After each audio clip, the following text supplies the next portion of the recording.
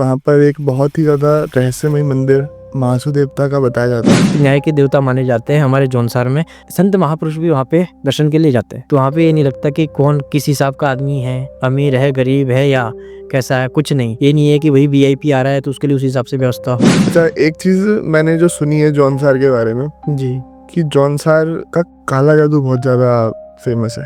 जौनसार में क्या है, कुछ तांत्रिक विद्या पहले होती थी। कई लोग ये कहते थे कि अगर भाई जौनसार में कोई चला गया तो वो आदमी का बकरा भी बना सकते हैं, मुर्गा बना देंगे। अगर जौनसार वालों को अगर कोई अच्छा लग जाता है तो वहाँ रख लेते हैं। जहाँ पे मेरा जन्म हुआ है उस क्षेत्र में नाग देवता मंदिर है, तो वहाँ पे नाग पंचमी में नाग देवता साक्षात दर्शन देते हैं। हमारे जो एक बहुत ही उत्तराखंड के लोकप्रिय गायक आजकल हैं जुबिन नौटियाल जी, तो वो भी जौनसार के क्षेत्र से ही है। जी, जुबिन भाई अपने जौनसार के क्षेत्र से हैं। अभी हाल फिलहाल में ही जुबिन भाई के यहाँ पे डोली आई थी, तो आस्था से वो लेके आए हैं। तो जुबिन भाई भी पैदल चले हैं। अगर आप उनसे उनके गांव में मिलोगे जब भी, तो ये लगेगा कि ये तो बिल्कुल हमारी तरह नॉर्मल व्यक्ति है।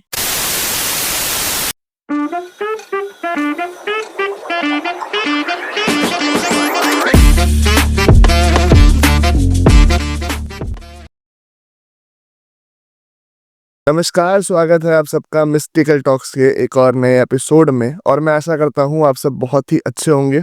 और दोस्तों, आज के इस एपिसोड में जो मेहमान हमारे साथ मौजूद हैं, सबसे पहले मैं उनका स्वागत करना चाहूँगा, पंडित कपिल शर्मा जौनसारी जी। बहुत बहुत स्वागत है कपिल जी आपका। सबसे पहले तो बहुत बहुत धन्यवाद जो आपने आज आपके अपने चैनल में बुलाया है, उसके लिए मैं आपका धन्यवाद, आभार प्रकट करता हूँ। और कैसे हो आप, क्या चल रहा है जीवन में? सबसे पहले तो मैं ठीक हूँ, स्वस्थ हूँ। और जीवन में तो कुछ ना कुछ चलता ही रहता है, भाग दौड़, कठिनाइयाँ, पर लेकिन उसका सामना करना हमारा कर्तव्य है कि हमें किस प्रकार अपने जीवन को जीना है, किस प्रकार रहना है। प्रकृति के साथ ही अनुभव लेना जरूरी है। जी। तो कपिल जी, सबसे पहले तो आप उत्तराखंड के पहाड़ों से आते हो। जी जी और आप उत्तराखंड के, जो हमारे उत्तराखंड के पहाड़ हैं, वो बहुत ज़्यादा रहस्यमय माने जाते हैं। जी हम देखते हैं कि हर गांव के अपने देवी देवता, हर क्षेत्र में देवी देवता का पूजन होना, और जितना हम आगे बढ़ते जाएंगे नए नए देवी देवताओं के बारे में हमें पता चलता है। तो थोड़ा एक ऐसा रहस्यमय क्या है, मतलब उत्तराखंड में इतने देवी देवताओं का वास है, देवभूमि भी कहा जाता है। देखो, यहाँ पे ये दो चीजें तो आप साक्षात देख रहे हैं कि माँ गंगा जी के तट पर हम बैठे हुए हैं, माँ गंगा जी की गोद में बैठे हुए हैं। गंगा, यमुना, सरस्वती, देवभूमि उत्तराखंड से ही उद्गम जो हो रहा है, यहीं से हो रहा है, तो इसलिए इसे देवभूमि कहा गया है। जो प्राचीन आप देख सकते हैं यहाँ पे मंदिर है, तो ये देवों की भूमि है। ये उत्तराखंड मान लो, आप हिमाचल मान लो। और जैसे कि हम देखते हैं, आप जिस क्षेत्र से आते हो, जौनसार, जी, थोड़ा सा जौनसार के बारे में बताओ कि हमने बहुत कम थोड़ा सा सुना है इसके बारे में। देखिए, जौनसार जो है हमारा जौनसार का जो मुख्य द्वार है वो माँ गंगा जी के समीप से ही शुरुआत होती है, जो कि हरिपुर है वहाँ पे माँ गंगा जी के तट पे। तो वहाँ पे इस टाइम जो है नमामि गंगे के आधार पर ऐसे ही वहाँ पे घाट बनाए जा रहे हैं। अच्छा, यमुना जी के उसमें। तो आप यदि यहाँ से विकासनगर होते हुए जा रहे हैं तो यमुना पुल हमें पार करना पड़ता है, वहाँ से अपने जौनसार की शुरुआत होती है। जो जौनसार बसा हुआ है वो सिर्फ माँ यमुना जी के गोद में, और इधर आप देख सकते हैं टोंस नदी में, इन दो के बीच में बसा हुआ है प्राकृतिक गोद में। तो टोंस नदी पार करते हैं तो अपना हिमाचल आ जाता है, और इधर यमुना जी के उधर करते हैं तो हमारा गढ़वाल का बॉर्डर शुरू हो जाता है। हम्म।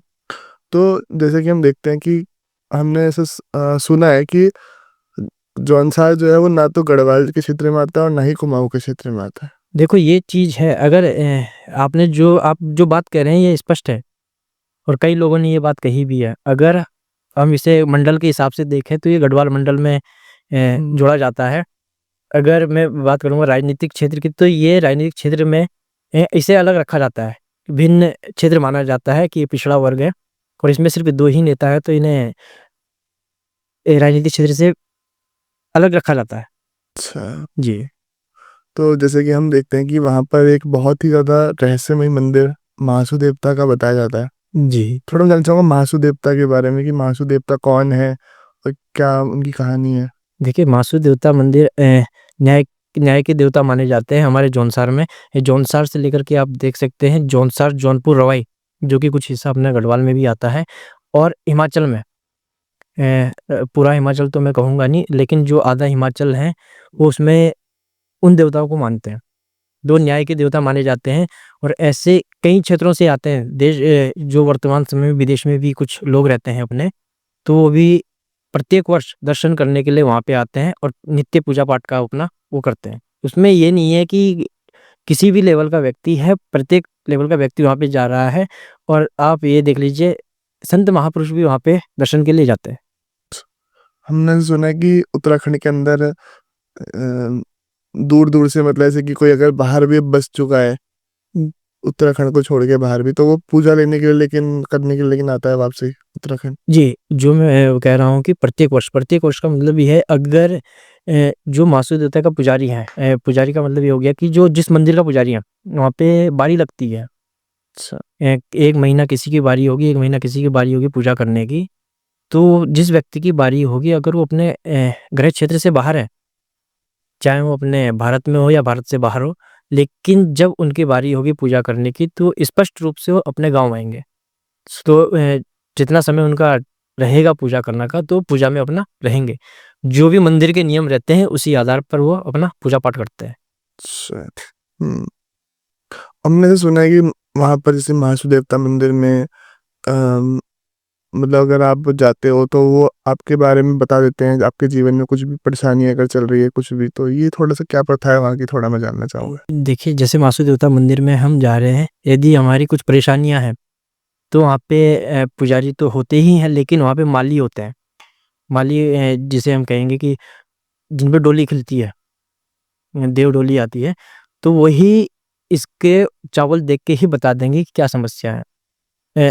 आप प्रत्यक्ष रूप से अगर देखना चाहो तो आप चल सकते हैं वहाँ पे, हम प्रत्यक्ष रूप में दिखा देंगे। आप किसी भी समस्या को लेकर के जाइए, 1 रात वहाँ पे आप रुकिए मंदिर में, मंदिर प्रांगण में लगाइए, और उसके बाद आप वहाँ से जब आओगे तो आप अपने में फ़र्क देखोगे कि क्या फ़र्क है हमारे विचारों में, कि किस वो जो प्राकृतिक वो है और भगवान की वो है वहाँ पे, न्याय के देवता जो माने जाते हैं, छत्र छाया वो बहुत वैसी है, बहुत अच्छी रही है।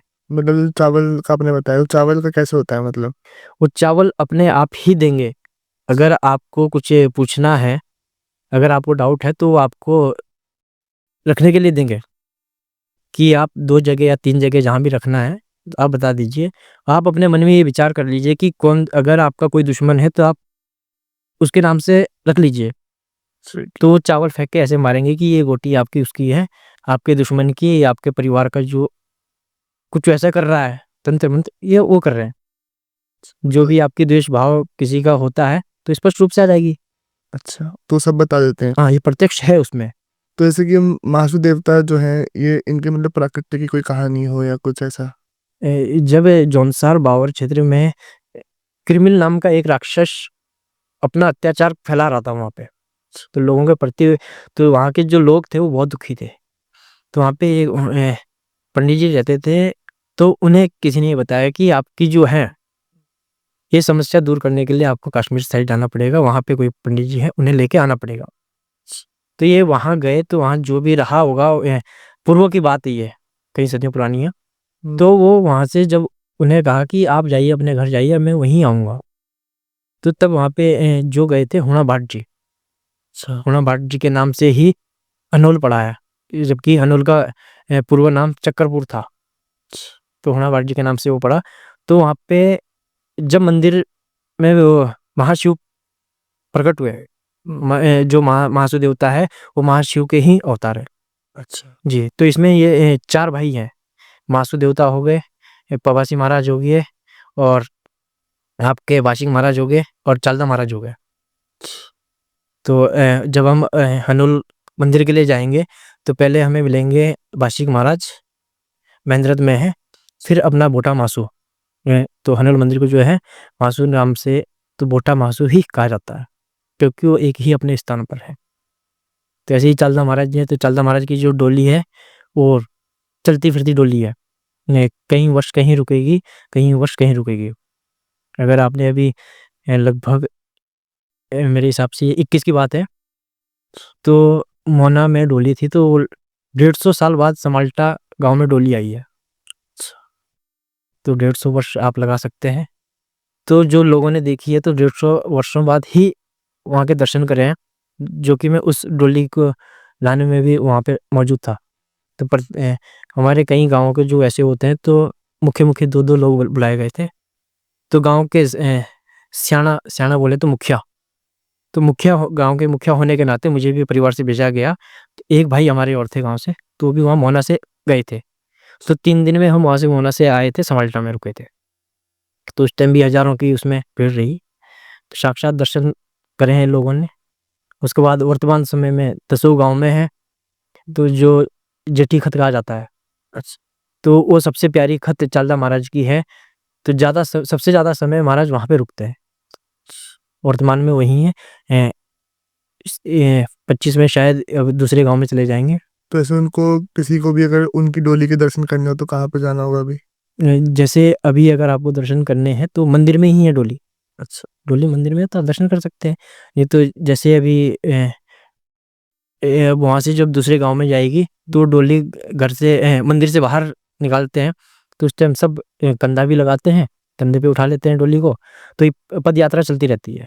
तो डोली का क्या है कि हम कंधे पे ही ले जाएँगे, गाड़ी घोड़े में नहीं। जैसे कुछ डोलियाँ ऐसी होती है जो गाड़ी में जाती है, लेकिन ये पैदल यात्रा रहती है उसमें, तो कई हज़ारों लोग रहते हैं साथ में। तो ये जो है महासू देवता के छोटे भाई हैं, हाँ, महासू देवता के भाई हैं, ये 4 भाई हैं। 4 भाई हैं। और महासू देवता की अपनी डोली भी है या उनकी डोली नहीं? महासू देवता की वहाँ पे जो अपने चिन्ह है, डोली भी है, लेकिन वो अपने ही मंदिर में, मतलब अपने क्षेत्र में रहती है, मतलब हाँ, हाँ, मंदिर के उसमें। मंदिर के प्रांगण में ही रहती है। अच्छा, बाकी जो क्षेत्र बाँटा गया है, तो इन चारों का क्षेत्र अलग-अलग है, बटा हुआ। तो चालदा महाराज जी का जो है, इनका चलन ही वो है। जी। तो ये अपना यात्रा करते रहते हैं पूरे उसमें। तो ये भी कुछ 2 हिस्सों में चालदा महाराज की जो डोलियाँ हैं, वो भी बाँटी गई है। एक उसमें आता है ऊपरली खत, ऊपरली मतलब ऊपरी क्षेत्र जो है, वो एक डोली जाएगी यात्रा पे, और एक जो दूसरी खत है, वो दूसरे वाले हिस्से में जाएगी। क्योंकि अगर आप लगा सकते हैं 150 वर्ष में अगर डोली कहीं जा रही है, तो बहुत वैसा हो जाता है। सही। अभी चक्राता साइड में है, तो वहाँ पे भी एक मंदिर बना है, तो लगभग वो 50 से 55 लाख का खर्चा है उसमें। तो उसमें भी 150 वर्ष बाद वहाँ पे डोली गई है, तो वहाँ के लोग इतने उत्साहित हैं, लगातार वहाँ पे यात्री जा रहे हैं, दर्शन कर रहे हैं और आशीर्वाद ले रहे हैं वहाँ से। मतलब एक तरीके से ये हुआ कि 2 पीढ़ियाँ खत्म हो गई जी, जी। 150 वर्षों में। अगर कोई महासू देवता मेन मंदिर हनोल में जा नहीं पा रहे हैं, तो जो आस-पास में गाँव में जो बने हैं मंदिर महासू देवता के, तो वहाँ पे ही वो अपनी अर्ज़ी लगा लेते हैं। तो अर्ज़ी लगाने के बाद वो कह देते हैं कि महाराज हमें भी अपने शरण में बुला लो, हम भी आपके दर्शन करने आए हैं। तो ये प्रत्यक्ष चीज़ें ऐसी है जो प्रैक्टिकली चीज़ें हमने खुद करी है। जी। ये मान लो मैं 2011 में पहली बार गया हूँ महासू देवता हनोल में। उससे पहले मैं इधर ही जो मेरे मामा कोट के इधर जो मंदिर है, थैना मंदिर, तो वहाँ पे है महासू देवता और चालदा महाराज का मंदिर। तो मैं वहीं पे पहले दर्शन करता था। तो अनोल के बारे में मुझे जानकारी भी नहीं थी कि अनोल कहाँ है, किस क्षेत्र में पड़ता है। तो जब 2011 में 2010 में मैं हरिद्वार में आया था। हरिद्वार आने के बाद माँ गंगा जी की कृपा ऐसे बनी कि मैं यहाँ से घर गया, घर से मैं 2011 में अनोल मंदिर दर्शन करके आया। तो उसके बाद से तो आप शायद हर वर्ष ही जाते हो? हाँ, जब भी आता हूँ तो हरिद्वार से ये है कि मेरे साथ कई लोग ऐसे भी हैं जो दिल्ली वाले भी गए हैं, अपने यूपी से भी गए हैं, तो भी कहते हैं कि हम भी चलेंगे भाई। मैंने कहा दर्शन करने हैं चलो। लेकिन जो वहाँ का रात्रि विश्राम जो करते हैं हम, उसमें कुछ और ही आनंद आता है। वहाँ पे जो रुकते हैं, तो वहाँ पे ये नहीं लगता कि कौन किस हिसाब का आदमी है, अमीर है, गरीब है या कैसा है, कुछ नहीं। अपना जाएँगे मंदिर में, अपना विश्राम करेंगे, दर्शन करेंगे, सुबह-शाम। मतलब कहने का मतलब है कि कोई भले ही कोई निचले वर्ग का है या कोई वीआईपी आ जाए, हाँ। सबके लिए एक सबके लिए एक ही है। ये नहीं है कि वही वीआईपी आ रहा है तो उसके लिए उस हिसाब से व्यवस्था हो। जो मंदिर के नियम है, वो सबके लिए एक बराबर है। उसमें कोई वो नहीं रहता है कि ना, हरिद्वार के ही एक बड़े नामी संत हैं, मैं नाम नहीं लूँगा उनका, लेकिन वो भी जब चालदा महाराज जी की डोली मंदिर से बाहर निकलती है विशेष पर्वों पे, तो सबसे पहले वो वहाँ पहुँच जाते हैं। और जबकि अपना हनोल वहाँ पे जागड़ा जो होता है, जागड़ा होता है जैसे मेला लगना, तो जागड़ा रहता है जैसे कई श्रद्धालुओं का आना, तो उस टाइम आते हैं जौनसार, हिमाचल, जौनपुर, रवाई और आसपास के क्षेत्र जो भी हैं, दूर दराज से लोग आते हैं, तो उसमें दर्शन करते हैं। तो उस टाइम जो जिनका मैं बता रहा हूँ संत जी का, तो गाड़ियाँ भी वहाँ पे लगवा देते हैं कि वो गाड़ी जो भी सरकारी बसें रहेगी वैसे उस दिन बढ़ाई जाए कि यात्री ज़्यादा आने की संभावना है और बसें निःशुल्क लगवाई जाएँ वहाँ पे, जो भी आना चाहे। तो कई बसें ऐसे जाती है वहाँ पे। अच्छा, एक चीज मैंने जो सुनी है जौनसार के बारे में जी। कि जौनसार का काला जादू बहुत ज्यादा फेमस है। देखिए, काला जादू जौनसार में क्या है, कुछ तांत्रिक विद्या पहले होती थी, लेकिन वर्तमान समय में ऐसा कुछ नहीं है। अब लोगों के कई लोग ये कहते थे कि अगर भाई जौनसार में कोई चला गया तो वो आदमी का बकरा भी बना सकते हैं, मुर्गा बना देंगे। अगर जौनसार वालों को अगर कोई अच्छा लग जाता है तो वहाँ रख लेते हैं। अच्छा। 1% की बात कहूँगा, 1 या 2%, अब वो भी नहीं रही इतनी, कि वो जैसे खाने में है तो मीठे चीज में कुछ ना कुछ मिला के दे देती थी, तंत्र मंत्र जो भी उन्हें आता होगा उस आधार पर। क्योंकि ये चीज मेरे साथ भी घटी हुई है, तो मैं ये चीज इसलिए बता रहा हूँ क्योंकि मुझे भी किसी खाने की चीज में जो है तंत्र मंत्र करके दे दिया था। तो खाने में ये नहीं दिखेगा कि आपको कुछ अलग से दिया है, जो चीज आप खा रहे हैं उसी में बिल्कुल अपना फूंक मार के हो गया। तो मेरा भी यही था कि मंदिर में जाने के बाद पता लगा कि ये चीज ऐसी है, तो मंदिर में जाके समाधान हो गया। तो लेकिन ये चीजें हैं, तो आपके ऊपर क्या मतलब काम बिगड़ने शुरू हुए थे, क्या हुआ था? मेरे लिए ये था कि ये जो है ठीक ना रहे, स्वास्थ्य ठीक ना रहे। स्वास्थ्य ठीक ना रहे, और ये हमेशा परेशानी में रहे कि जिस और ये जा रहा है इसके काम सारे रुक जाएं आधे अधूरे में। तो कई बार मुझे ऐसा महसूस हुआ कि मैंने कहा इतने अपने जो भी कुछ काम करता था सारे उसमें बाधाएं आ जाती थी, तो इसलिए मैंने छोड़ा। मैंने कहा छोड़ो, कुछ काम करते ही नहीं है। मैंने कहा तो पढ़ाई के क्षेत्र में भी यही था, कुछ दिन मन लगता था फिर छोड़ देता था, कुछ और काम किए वो छोड़ दिए। तो ऐसे ही जब मैं नुकसान में जाता गया तो लास्ट में ध्यान आया, मैंने कहा क्यों ना एक बार मंदिर में जाए जाए, हाजिरी लगा के पूछ लेते हैं। सही। तो एक बार मैंने अपनी बड़ी बहन को भी कहा, मम्मी को कहा, मैंने कहा कुछ आजकल मन में अलग विचार आ रहा है, मैंने कहा अगर हो जाए तो एक बार किसी माली से पूछ लेना। तो तब उन्होंने ये बताया कि उनके लिए एक शब्द होता है, शब्द बोले तो बाक, बाक कह देते हैं कि बाक कर दो मंदिर में, बाक मार दो कि इनका ये काम ना हो, जो भी है उस आधार पर। तो वही चीजें मेरे साथ थी, तो लास्ट में जाके वो मुझे मंदिर में ही वो करवानी पड़ी, तांबे के सिक्के से और कील से मंदिर में जाके कीलते उसे। अच्छा। तो ये जो मंदिर के जो उनके मालिक होते हैं, माली और पुजारी, वही इसे करते हैं, तो उसके बाद वो कीलन करते हैं, मतलब जैसे कि वो कील देते हैं, सब चीजें खत्म हो जाती। खत्म हो जाए। अच्छा। तो ये चीजें हुई थी। ये तो एक तरीके से उतारा हो गया। हाँ। तो आपको ये पता नहीं चला किसने करा था, क्या किया था, या चल गया था पता? नहीं, उसमें जो मंदिर में माली होते हैं जो चावल देखते हैं, चावल देते हैं, उन्होंने कह दिया। तो अब हमें पता लग गया कि किसने कि करा? जब किसने कराया, किसने, मन का बोल के क्या करना, मंदिर में जाओ, मन का भगवान जैसा हो आप अपने आप देख लेना, अब हम तो कुछ कह नहीं सकते ना कर सकते। सही। मन का करवाने वाले भी आप भी हो, करने वाले भी आप हो, हम तो आपके ऊपर आस्था है, आस्था रखी है, तो आप अपने आप देखो, जैसा करवाओगे वैसे आपकी जिम्मेदारी है। यदि हम गलत कर रहे हैं तो कल के दिन कहीं भी अगर बाहर हम रह रहे हैं तो बदनामी आपकी है। अगर आप न्याय के देवता हैं तो बदनामी आपकी होगी कि वहां के हैं, अगर सही करोगे तो मान्यता आपकी है। तो मेरे कई काम ऐसे होते हैं कि मैं उन्हीं पर छोड़ देता हूँ, मैं कभी ये नहीं कहता कि मुझे ये करना है।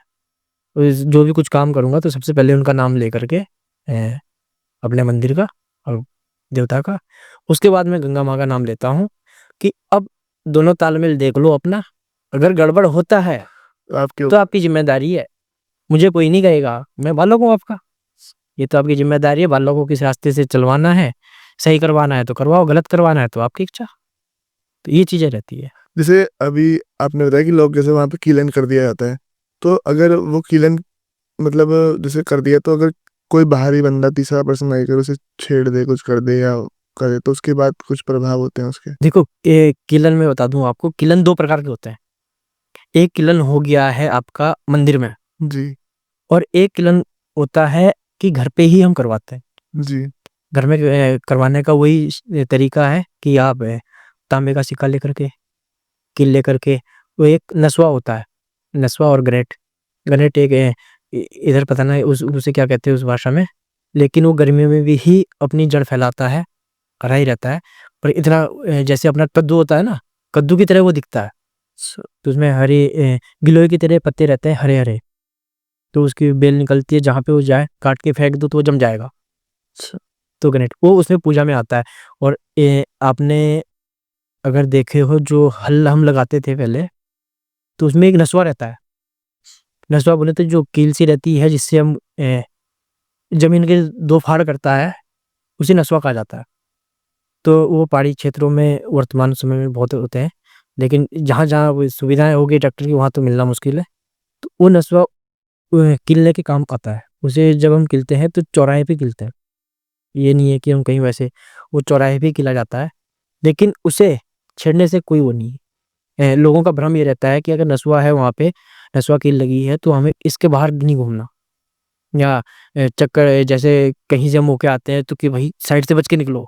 कई लोगों ने ये प्रथा फैला रखी है, बातें फैला रखी है, अफवाह, कि भाई ये चीजें बुरी है। भाई अब उसे कील दिया, उसका प्रभाव नहीं होने का। अच्छा, अभी आप जैसे हम जब बात कर रहे थे शुरू करने से पहले, तो आप एक काले जादू की कहानी बता रहे थे, बहुत पुरानी, जॉन सास के। काला जादू जो है ये बहुत पहले चलता था। आज से लगभग अगर माने तो 4 या 5 पीढ़ी पहले की बात है। अच्छा अच्छा। तो उसमें क्या होता था, जो मैं आपको कहानी बता रहा था, तो एक गांव में कि छत पे कद्दू सुखाए जा रहे थे, कद्दू रखे हुए थे। तो किसी ब्राह्मण देवता ने कह दिया कि मामी जी आपके यहाँ कद्दू तो बहुत वैसे हो रखे हैं।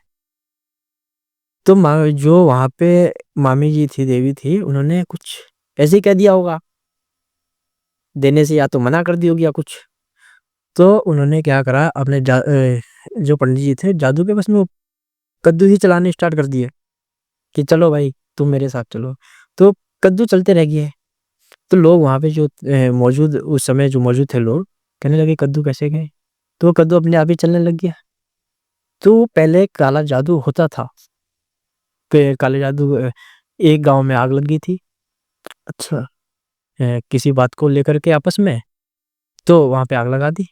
तो उस गांव के और जिस गांव के व्यक्ति ने आग लगाई थी, वो आज भी मेरे हिसाब से वहां पे कोई जाता नहीं है। दोनों गांव का तालमेल अभी भी नहीं है, जो अभी वर्तमान समय में सुनने में आया कि अभी तक उनका समझौता नहीं हुआ। तो ये चीजें ऐसी थी, काला जादू उस टाइम होता था। आग मतलब तंत्र मंत्र से आग लगा दी थी? तंत्र मंत्र से ही आग। अब तो ये है कि चलो भाई पेट्रोल ले जाओ, माचिस ले जाओ, उससे आग लगाते हैं, लेकिन उस टाइम तो तंत्र मंत्र से ही काम होते थे। एक व्यक्ति ऐसे थे, अगर वो अपना खाना बना रहे हैं चूल्हे पे, तो इतने महान व्यक्ति थे, महान ही कहा जाएगा उन्हें, कि दूसरे बर्तन को उठाने के लिए वो अपनी जगह से हिलते नहीं थे। अगर एक में चावल रखे हैं, एक में दाल रखी है, तो बस वहीं बैठे बैठे वो आगे पीछे करते देखी। ये जो बात सुनी है हमने, जबकि अपने नजदीकी ही है, ज्यादा दूर के व्यक्ति नहीं थे वो, तो उनकी बात बताई है। तो कहते थे कि वो चावल जैसे पक गए, चावल उठाया पीछे अपने आप, और पीछे वाले जो वो रहते थे भगोना, वो वहां से अपने आप आ गए। तो सब जादू के ही नुस्खे रहता। तो अब बिल्कुल पूरी तरीके से ये चीज वहां पे खत्म हो चुकी है, या फिर कुछ लोगों में है और गोपनीय है?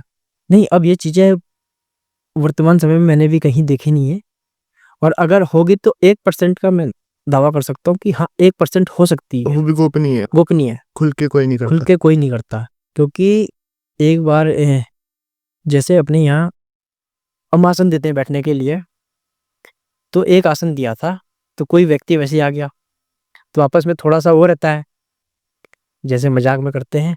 तो उसने बोला आप इस चटाई पे बैठिए, आसन पे बैठ जाइए। और जैसे ही वो व्यक्ति आसन अपने लिए नीचे बैठने के लिए कर रहे थे, तो दूसरे ने ऐसे ही डंडी ऐसे मारी जमीन पे, वो आसन उठ के दूसरी जगह चला गया। अच्छा। और वो व्यक्ति नीचे बैठ गया। बोला भाई आसन क्यों नहीं लिया? बोला आसन में कहाँ से लेता, ये तो ऊपर छत की तरफ जा रहा है। हम्म। तो वैसे ही दूसरे व्यक्ति थे। हम्म। तो कुछ ना कुछ चीजें ऐसी है जो प्रत्यक्ष होती थी उस समय, काला जादू जो पहले था। लेकिन अब तो सांचे की विद्या रह गई है, सांचे को हम काला जादू नहीं कह सकते, क्योंकि वो जो चीजें हैं वो न्याय के लिए करी जाती है, किसी के गलत के लिए नहीं। तो ये चीजें हैं उसमें। जैसे हम देखते हैं कि हमारे पहाड़ों में भूत प्रेतों का बहुत सुनने में आता है कि अगर देवी देवता भी है और भूत प्रेत भी काफी कुछ क्षेत्रों में, तो ऐसे जौनसार के एरिया में कोई क्षेत्र पड़ते हैं या भूत प्रेतों का काफी सुनने में आता हो? ये जौनसार के क्षेत्र में भी कुछ है। अभी अगर मैं उधर की बात करूँ अपने आसपास के क्षेत्र की, तो वहाँ से एक वो बोलते हैं द्वितीय भूत। अच्छा। तो ये भी पुरानी बात है जो हमने सुनी है कि वहाँ पे वो एक व्यक्ति जो है खाना लेके आ रहे थे। खाना बोले तो पका हुआ खाना। तो रात को खाना पका हुआ नहीं ले जाते। जौनसार क्षेत्र में पका हुआ खाना वो हमारे यहाँ चलता है बाटा। बाटा बोले तो एक अपनी जो हमारे परिवार से कोई लड़की है, ब्याही हुई लड़की, उनके यहाँ एक हिस्सा देना खाने का। तो जहाँ पे बना हुआ खाना जाता है बाटा, तो उसे भी हम टाइम से पहले पहुँचते हैं कि हमें रात ना हो, कहीं भूत ना आ जाए। तो ऐसे जो मैं गाँव के बराबर की बात कर रहा था, तो वहाँ से जब आ रहे थे एक पंडित जी रात को, तो उनके उसमें मीठी रोटी बोले तो गुड़ में बनाते हैं। उसे जो है ना गुड़ में आटा गूँध के तो तेल में करी जाती है, पूरी की तरह बनती है लेकिन वो मीठी रहती है। तो वो उनके बैग में थी। ठीक है। कुछ ऐसा और पका हुआ खाना होगा, तो भूत वहाँ से उनके पीछे लग गया। अच्छा। तो गाँव से थोड़ा-सा नीचे तक के लिए, तो वहाँ पे भी 2 हुआ है। तो जो मेन में गाँव में मंदिर है, वहाँ पे हमारे कहते हैं पीर महाराज, जो आपके राजस्थान से ही संबंधित है। अच्छा। वो गोगा मंडी रहती है कि क्या नाम है वहाँ का, वहाँ से संबंधित है। तो कई वर्षों बाद हमारे वहाँ जाते भी हैं दर्शन करने के लिए गोगा पीर वहाँ। तो अब वो मंदिर के वो कहते हैं कि ना, इससे क्षेत्र नीचे तेरा है, तू वापसी जा सकता है। लेकिन तो जो छोड़ने आया था वो आधे रास्ते तक आया था, वहाँ से कह दिया कि भई अब चला जाएगा, अब मैं इससे आगे नहीं आ सकता कि ये क्षेत्र दूसरे का है, और अगर मैं ऊपर आ गया तो हमारी लड़ाई होगी। इसलिए अब तू अपने आप जा, पीछे मत मुड़ना। अब जब जा रहा है तो पीछे मत मुड़ना, अगर मुड़ गया, भाई नुकसान होगा तो उसके लिए मुझे दोषी मत ठहराना। तो ये किसने बोला था? ये उनने जो भूत बता रहे हैं, अच्छा। तो ये चीज़ वैसी थी। तो वो ये मान लो कि गाँव के नीचे तक छोड़ के आए, फिर वो अपने क्षेत्र जितना उनका दायरा था सीमांत पे, वहाँ से वापसी आ गए। वहाँ से फिर जो दूसरे वो जब वो घर गए, तो बेहोश हो गए, और जब घर वालों ने देखा कि बेहोश क्या हो गया ये, क्या स्थिति हुई, तो होश में आने के बाद तब उन्होंने ये घटना घर अपने परिवार में बताई कि ऐसी-ऐसी बात थी। उन्होंने ये कहा कि भई अब चला जाएगा या नहीं जाएगा, अब पीछे मत मुड़ना। पूजते हैं वहाँ पे। अच्छा, उन्होंने वहाँ पे मंदिर बनाया हुआ है, तो हम तो कहते हैं दैत्य भूत, लेकिन वो पूज रहे हैं। लेकिन भूत कोई पूछ रहे हैं? हाँ, लेकिन हम उसे भूत नहीं कह सकते। उनका नाम ही दैत्य भूत है। भूत हम इसलिए नहीं कह सकते कि अगर वो छोड़ने आ रहे हैं रास्ते तक, अगर वो भूत होते तो वहीं खत्म कर देते। हाँ, भूत इधर के एक दूसरे जगह की है कि रात को व्यक्ति जा रहे थे, तो वहाँ पे उनके साथ पीछे चुड़ैल, अच्छा। चुड़ैल आप समझ गए होंगे? तो पीछे लग गए। और चुड़ैल होती है जैसे कोई लेडीज गर्भवती होती है, वो उनकी मृत्यु हो जाती है, तो वो चुड़ैल ज़्यादातर बनती है। तो अब जिस क्षेत्र में वो मृत्यु हुई है, जैसे किसी या तो फांसी लगा दी हो या अपने आप ही असामयिक मृत्यु हो गई हो, तो उस क्षेत्र में वो चुड़ैल बन के घूमती है। तब वो एक व्यक्ति वहाँ से वापसी आ रहा था, तब वो चुड़ैल उसे डराने लग गई। अब जब भी जाए तो पायल की आवाज़ आ रही, कुछ अलग आवाज़ आ रही चिल्लाने की, और व्यक्ति देखे तो कुछ नहीं। तो उस पे सिर्फ़ एक ही समाधान निकला, वो नागा बाबा की तरह अपना चुपचाप निकल गया, कपड़े हाथ में लिए निकल गया। तो उसके बाद चुड़ैल का क्या रहता है कि अगर नग्न अवस्था में व्यक्ति रहता है तो शर्मा के निकल जाती है, अच्छा। और वो अपने दायरे से ज़्यादा जा नहीं सकती। उनका भी एक दायरा है, दायरे तक ही। तो वो अटैक नहीं करती? ना, दायरे ही तक। अगर जैसे वो नग्न अवस्था में हो गए, तो जब लेडीज़ है वो शर्मा जाएगी, अच्छा। तो अपने आप ही गायब हो जाती है। और एक हमारे ही साथ के मेरे सीनियर रहे हैं, तो वो अपने घर से बेल ले गए थे। जब बरसात के समय में जब अपने धान लगाते हैं, तो वहाँ पे बेल के ही माध्यम से होती थी। तो वो जब वापसी आ रहे थे घर के लिए, तो उन्हें भी वही वाली घटना उनके साथ हुई। और जो मैं आपको घटना बता रहा था वो अलग क्षेत्र की थी, और जो अब है वो अलग क्षेत्र की है। तो जो हमारे साथी आ रहे थे, उनके पास बैल थे, बैल लेके आ रहे। तो पहले क्या है, बैल आगे चलते थे, कुछ जंगल वाला रास्ता था तो उसमें चल रहे हैं। तो वही आवाज़ आई पायल की, चिल्लाने की। अब वो आदमी घबरा गया। तो उनने भी किसी ने सुनी होगी कि भाई अगर ऐसी चीज़ हो, या तो अपने पास माचिस रखो, या फिर वो नग्न अवस्था वाली है, तो या फिर अगर जैसे बैल है उनके बीच में चले जाओ। एक बैल आप आगे ले जा लो, एक पीछे ले जा लो, तो आप पे जो ये चुड़ैल है, भूत है, ये अटैक नहीं कर सकते, क्योंकि इनसे भी बहुत वो रहता है। बैलों से जो है चुड़ैल, ये भूत भूत जो भी है, प्रेत भाग जाता है। तो ये तो उस लड़के ने खुद बताई ये बात, क्योंकि मेरे से सीनियर रहे हैं 4 या 5 साल। तो उन्होंने खुद बताई थी ये बात जब ये घटना घटी थी। उन्होंने कहा कि आज के बाद में कभी भी रात को ऐसे आऊँगा नहीं, आऊँगा या तो समय से पहले, अगर लेट हो गया तो मैं वहीं रहूँगा। तो ये चीज़ें होती है। जैसे हम जॉन सर की इतनी बात करें तो जॉन सर का कोई ऐसे कोई चमत्कारी, बहुत चमत्कारी वाक्य हो वहाँ का, जैसे कोई भी आपने जो आप बता सको?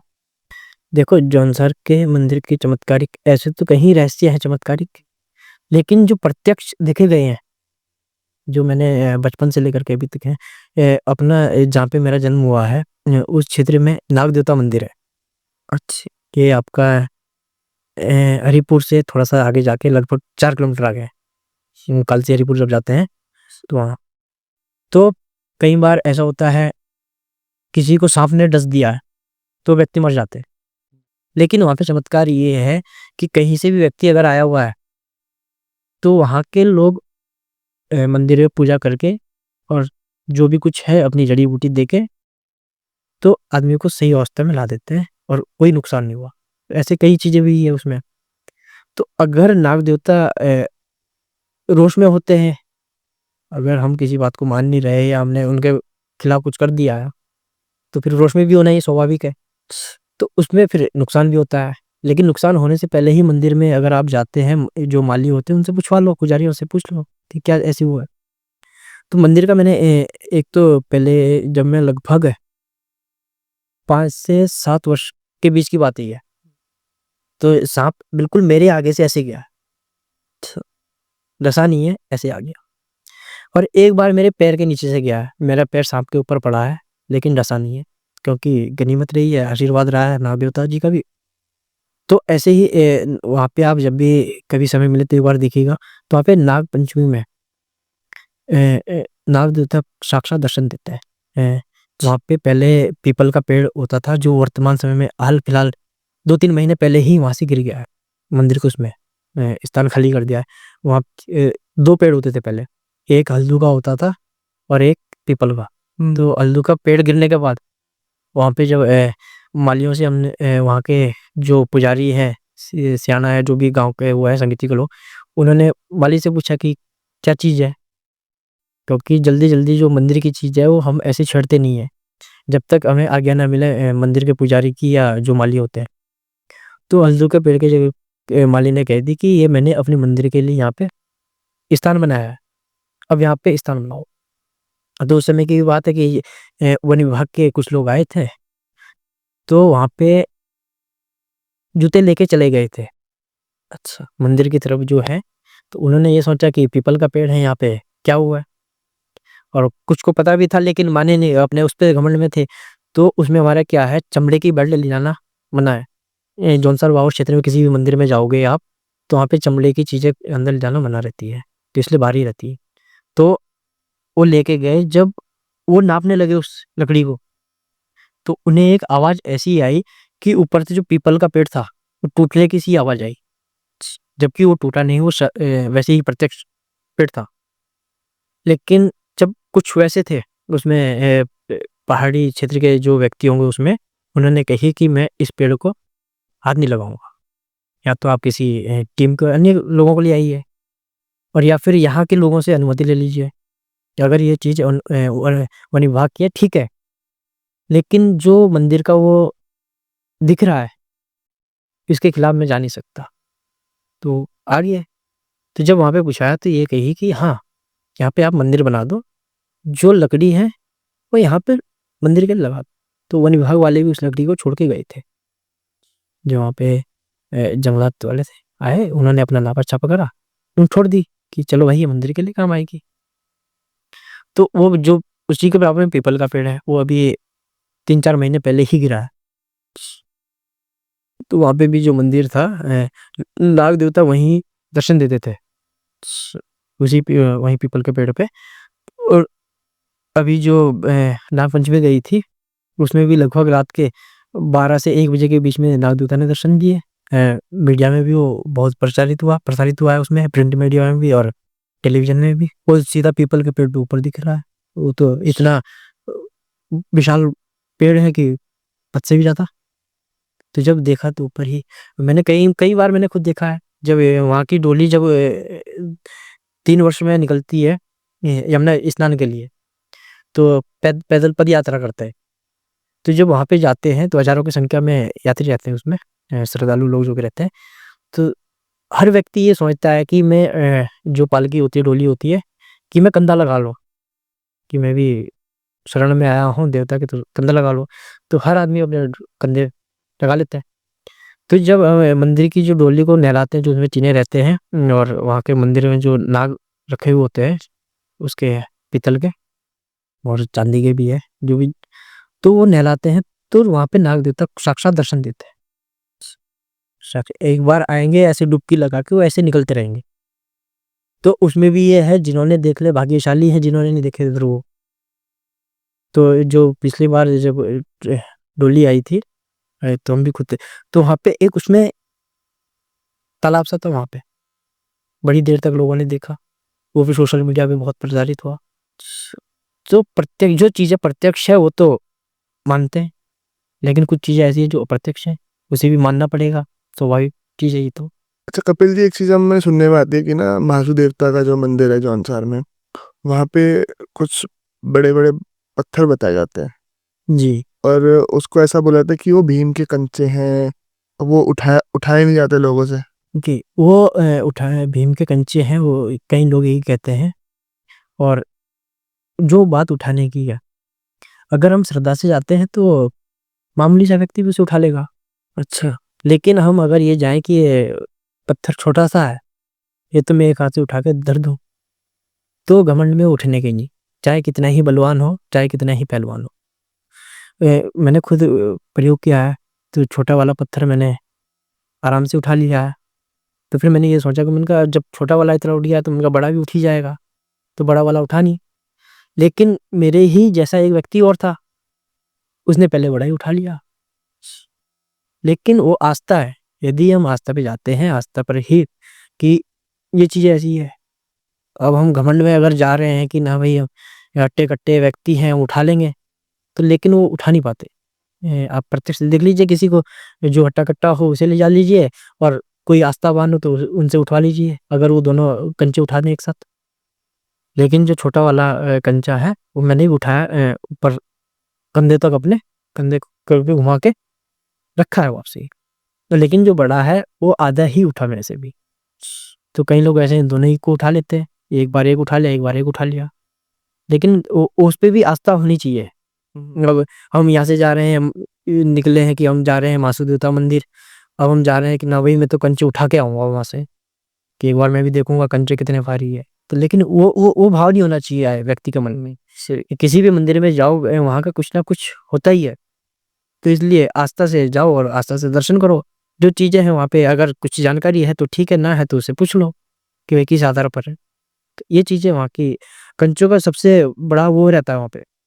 कहीं से भी अगर आते हैं श्रद्धावान, तो कंचों पे विशेष ध्यान देते हैं, हर व्यक्ति उठाने की कोशिश करता है। जी। तो बस बात वही आती है, आस्थावान और पहलवान में फर्क है।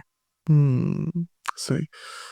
अच्छा, हमने सुना है कि जौनसार का जो क्षेत्र है, हमारे जो एक बहुत ही उत्तराखंड के लोकप्रिय गायक आजकल हैं जुबिन नौटियाल जी, तो वो भी जौनसार के क्षेत्र से ही है। जी जी, जुबिन भाई अपने जौनसार के क्षेत्र से हैं।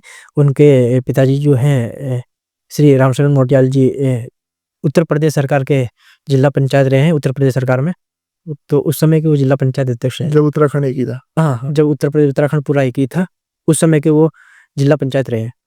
तो जो अभी हाल-फिलहाल में ही जुबिन भाई के यहाँ पे डोली आई थी। अच्छा। डोली आई थी, तो ये अपने शिवमोग मंदिर पड़ता है अपना।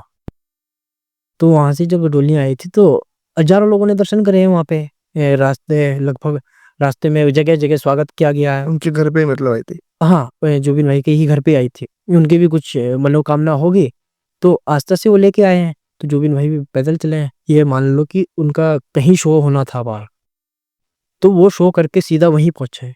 अच्छा।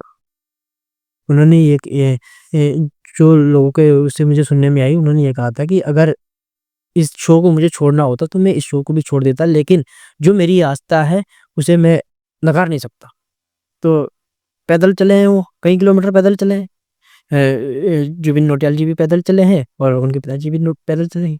तो ऐसे ही श्रद्धावान जो है पैदल चलते हैं, कहीं चढ़ाई है, कहीं उतराई है, तो चढ़ना पड़ेगा। अगर हम आस्था रखते हैं, तो जो अगर आप पैदल जाओगे उस क्षेत्र में, आप ऐसे पैदल चल के दिखा दीजिए, कितना चलोगे आप? तो लेकिन वो कई किलोमीटर है, चलते गए। और ये जो उनके गाँव में स्वागत हुआ है डोलियों को जो लेके आए हैं, 3 या 4 डोलियाँ थी, तो बहुत भव्य स्वागत हुआ है, बहुत बढ़िया भंडारा चला है वहाँ पे। इतनी पब्लिक थी कि पता ही नहीं चला कि कहाँ-कहाँ से आ रही है और जगह-जगह स्वागत कर रहे हैं लोग, आस्था है। इतने बड़े मतलब जो सेलिब्रिटी हैं वो भी मतलब इतना एक गाँव में अपने आज भी रह रहे हैं और उस तो जब भी आते हैं तो अपने साधारण तरीके से अगर कोई भी ये देखे तो अगर आप उनसे उनके गाँव में मिलोगे जब भी, तो ये लगेगा कि ये तो बिल्कुल हमारी तरह नॉर्मल व्यक्ति हैं। उन्होंने कभी ऐसा घमंड नहीं किया कि मैं सेलिब्रिटी हूँ या सिंगर हूँ, बाहर रहता हूँ, लेकिन कभी ऐसा उनका व्यवहार नहीं है। ये अपने सरल स्वभाव के व्यक्ति हैं, उनका परिवार ही ऐसा है। ये माताजी हैं, वो कुछ रिश्तेदारी में ही हैं हमारे, जुबिन भाई भी, लेकिन सरल व्यक्ति। परिवार ही वैसा है तो फिर जहाँ पे संस्कृति और संस्कार जिस परिवार से मिलते हैं, जिस क्षेत्र से मिलते हैं, देवभूमि में रह रहे हैं, तो फिर स्वाभाविक बात है। अच्छा, अभी आप एक साचा विद्या बता रहे थे कि कुछ ज़िक्र कर रहे थे, आप वो मैं जानना चाहूँगा, साचा विद्या क्या होती है? देखो साचा विद्या एक अलग ही लिपि में लिखी गई है, जो कि कश्मीरी विद्या भी कहते हैं। अच्छा। तो ये जौनसार बावर में ज़्यादा है विद्या चलती है और इसमें जैसे आपने महाभारत में देखा होगा पाशा पलटने वाला, जी, जी। जो पाशा पलटते थे मामा शकुनी जी, तो ही उसी प्रकार का पाशा जो हमारे यहाँ ब्राह्मण रहते हैं, वो पलटते हैं। तो 3 बार पाशा पलटने के बाद ये देखते हैं कि जोड़, गुणा, भाग करके अपना कि किस आधार पर क्या चीज़ की समस्या है, उसका समाधान हम कहाँ पर देखें। तो साचे के आधार पर ही पूजन करेंगे। तो एक तरीके से मतलब ये जैसे हमारे यहाँ ज्योतिष की विद्या होती है, कुछ-कुछ वैसी?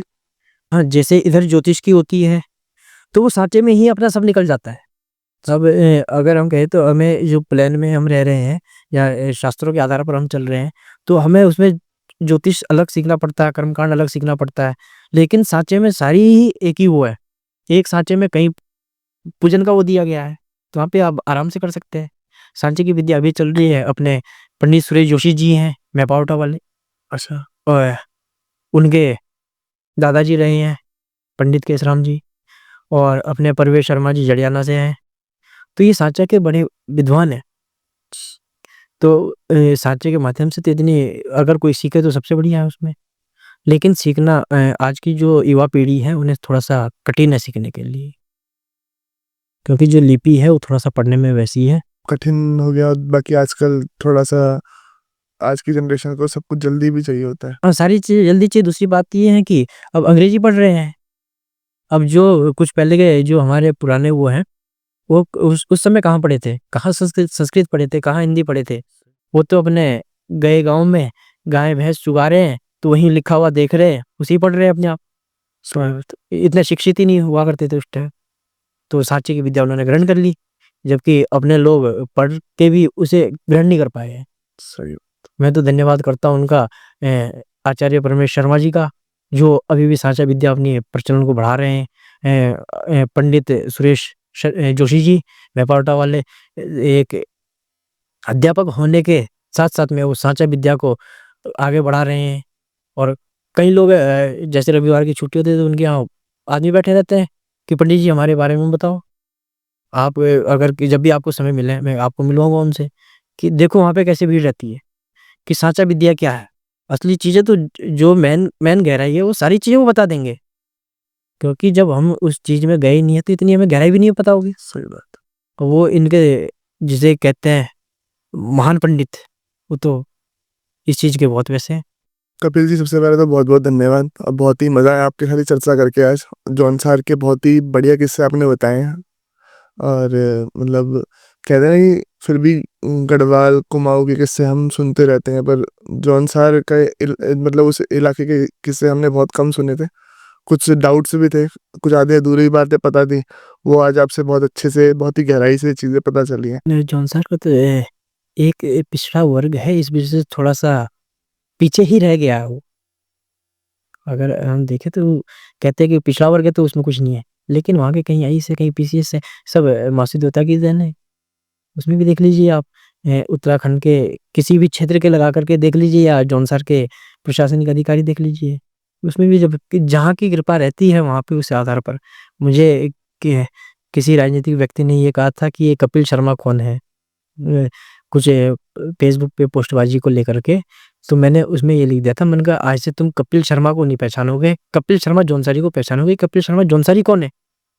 तो आज जो राजनीतिक के हैं, वो आज कहते हैं कि भाई तेरे से जो हमने फेसबुक पे लिखा है ऐसे, वो तो हमने गलत ही लिख दिया, अब तो पूरा ही वो जौनसार का प्रचार कर रहा है। मैंने कहा मैं क्षेत्रवाद नहीं कर रहा हूँ, लेकिन आपने ये पूछा कि कपिल शर्मा कौन है? तो मैंने कहा इसलिए मैंने जौनसारी लगा दिया। मैंने कहा कहीं आप ये कह रहे हो कि क्षेत्रवाद है? तो चीज़ें यही है। तो जौनसार संस्कृति का क्षेत्र है, सांस्कृतिक है, धार्मिक है, बहुत शालीनता वाला अतिथि देवो का जो मान-सम्मान है, उस क्षेत्र में मिलता रहता है और माँ यमुना जी के और टॉस नदी के गोद में बसा हुआ है। प्राकृतिक सौंदर्य वहाँ का जो है, चीड़ के पेड़ और उसमें आराम से शालीनता से लोग रह रहे हैं। लेकिन आपके चैनल में आके हमें भी बहुत बढ़िया लगा। हम आपका आभार करते हैं कि आपसे ऐसी चर्चाएँ कुछ न कुछ होती रहें, आपसे तो कुछ न कुछ नया सीखने के लिए मिलता है आप लोगों से हमें भी। जी, तो बहुत-बहुत धन्यवाद आपका कपिल जी और मैं आशा करता हूँ आप लोगों को भी ये एपिसोड अच्छा लगा होगा। अच्छा लगा है तो जुड़ जाइए चैनल के साथ में, ऐसे ही बहुत सारी पर्सनैलिटीज़ आती रहेगी और हम उनसे अलग-अलग नए-नए विषयों पर चर्चा करते रहेंगे और मैं मिलूँगा आपसे अगले एपिसोड में। तब तक के लिए जय हिंद, वंदे मातरम, जय श्री राम।